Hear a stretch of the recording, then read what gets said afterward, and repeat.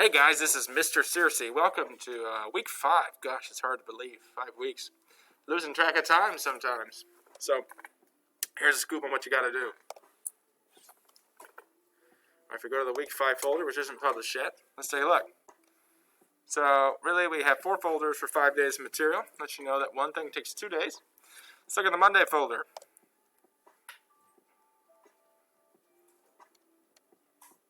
Okay, so in the Monday folder, I'm working in the process of posting a lecture about the 6 principles of government. It's important that when you're watching this lecture, you take notes because it's going to relate to a Flipgrid assignment I have for you doing on Tuesday. All right? Give you the opportunity to use what you've learned about the 6 principles from our lecture and also apply it to the Flipgrid. Let's go ahead and now move on to Tuesday.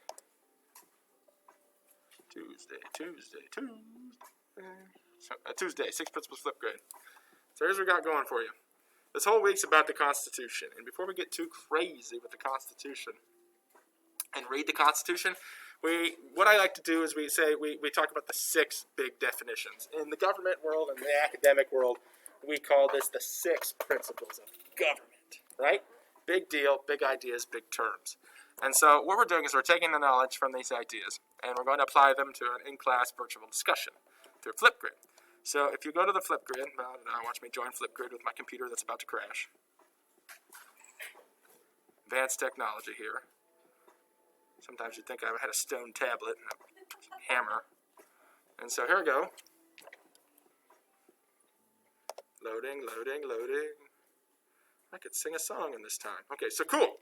Here we are. 6 principles. What you got to do is you got to re-explain the 6 principles to me, but you have to explain them in order of what you think is the most important principle to the least important principle. So you actually have to think about it. You have to think about what you're going to say, how you're going to say it so that it makes sense and it's correct, and then in what order you want to do it. So after you've done that too, you're going to choose 2 classmate videos to respond to, and whether or not you agree or don't agree with their Flipgrid response. Of course, be respectful. This is PG rated in here, so let's not get too carried away. All right? Any questions? Nope, because you're virtual. All right, moving on.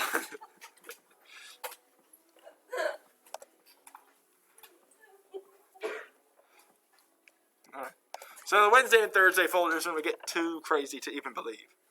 All right, we open up the folder, and what's this? I got the whole gosh darn Constitution in here. Hold the phone. All right, so you're going to obviously read the Constitution, but don't worry, I haven't sent it you to death. Here's what you're doing. All right? I literally have a follow-along guide. I think it's important that this is government class. Like, I'd like to think we read the Constitution one gosh darn time. I mean, it's the whole class. So we're going to take the time to actually, we just start reading the Constitution, like get some basics down. And so you're going to read the Constitution, answer a few like guided reading questions.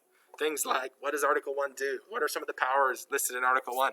What the qualifications for a senator and a congressman? And you're going to fill it out here. You should have your own copy and be able to submit it back to me. And then, here's where things get even more exciting, actually. Or maybe sad, actually. All right. In the Friday folder, I have a lot. Friday's 9/11. And I'm required by law to, of course, do a 9/11 lesson. So I'm not going to cheat my virtual students out of that as well. Not to mention, I generally just think it's important. And I kind of got flabbergasted as I sat back here and thought about when I first started teaching. And now next year will be the 20th year since 9/11. This is the 19th year. Like, none of you were alive. So that kind of blew my mind. So anyways, long story short, I got some 9/11 stuff here. I have a 9/11 20-minute video that is like the condensed live coverage of 9/11 when it happened.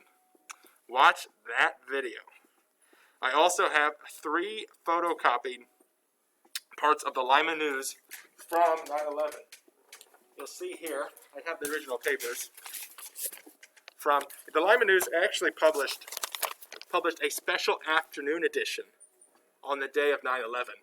So that's why they have a paper about what happened on 9/11 because it was published later in that day. It's really kind of cool. Hopefully you can see it. And I actually have a copy of the paper from the day after too. So you're going to actually take a little time to look at those and the front page article. I have photocopied into there. Take some time to read that. And respond to the Flipgrid. Yes, I have another Flipgrid. Isn't that fun? So go to Flipgrid. And here's what you got to do. So all you got to do. When it loads with my Stone Age technology. Loading, loading, loading. Okay, this is like the longest intro week video I've ever done. Alright, yeah. Woo, that was actually a fast time. Yeah, all you gotta do is, after having watched the 9/11 video and seen the front page of the Lima News from the day and the day after, how can you imagine having reacted to the events of that day? Please respectfully respond to one other classmate's video. So, like, when I say I react, please, like, I think you can think of more than, like, 30 seconds. So, like, let's try and have, like, a 1 to 2 minute response about how you would have, like, felt and reacted on that day. I can tell you, since I'm here, I was in the 3rd grade, man. I was, when 9/11 happened. And I was just sitting in class, and, like, all my teachers just, like, started crying. Seriously. And I remember they called us all around to sit, like, on the carpet like they do it, like, you know, in elementary school. So they gathered us around on the carpet, and they tried to explain to us what was happening. And they told us we'd be going home. So we got released early, and we went all the way home. And I remember not quite understanding, but, like, with the seriousness of it yet, until, like, any kid, when you get home from school, like, what's the first thing you want to do? You know, you want to play or, like, not do school. So I turn on the TV, thinking I'm going to watch cartoons. That wasn't the case on 9/11. Every single station had been rerouted to the news. Even Cartoon Network and Nickelodeon and all those places, all they did was show those towers coming down, like, again and again and again. So those are some of my memories. I'm looking forward to seeing maybe how you would have reacted if you had lived during that time, regardless of your age, you think you could imagine being. But take your time. I'll put up my own thoughts on there too. Good luck out there. Email me if you have any questions at ksearcy@spartan.limacitysschools.org.